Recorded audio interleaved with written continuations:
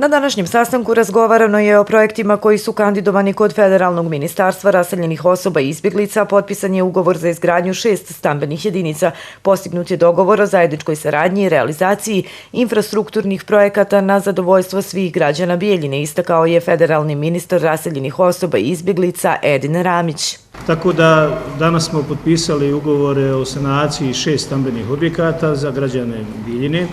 a s druge strane u narednom periodu ćemo potpisati sporazum o saradnji gdje ćemo sa jednakim iznosima participirati u realizaciji infrastrukturnih projekata koji su prošle godine kandidirani kod Federalnog ministarstva raseljenih osoba i izbjeglica,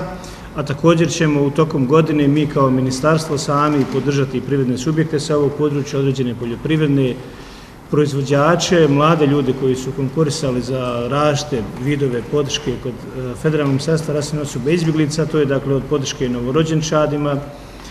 do podrške za subvencioniranje mjesečne karte srednjoškolcima, stipendiranje studenata i kasnije podrške zapošljavanju, dakle kroz startup biznise, podrške malim preduzećima,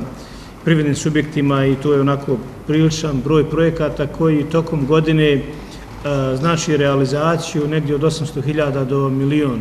konvertibilnih maraka koje će sa federalnog nivoa doći u grad Bijeljina. U narednom periodu decidno će biti određeno koji su to infrastrukturni projekti koji će biti urađeni, a govori se o podjednakom učešću gradske uprave i federalnog ministarstva, istakao je gradonačelnik Ljubiša Petrović. Dodao je da će ti projekti biti zastupljeni od najmlađih stanovnika do onih najstarijih. Kada govorimo o pokretanju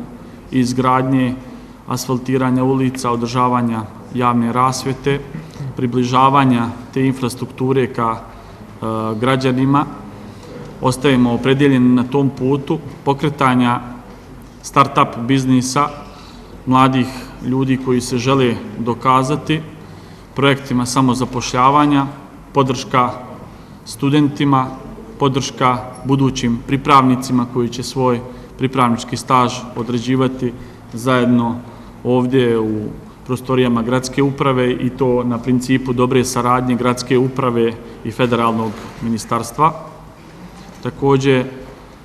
mjere od strane federalnog ministarstva u smislu pronatalitetne politike će se nadopunjavati zajedno sa samim pronatalitetnim mjerama koji će i grad Bijeljina kao jedan takav dokument izgraditi do 31. oktobra tekuće godine kako bi sa sveobuhvatnim mjerama učinili da svaki mladi čovjek iz dana u dan ga uvjeravamo da vrijedi ostajati na ovim prostorima, vrijedi graditi, raditi i stvarati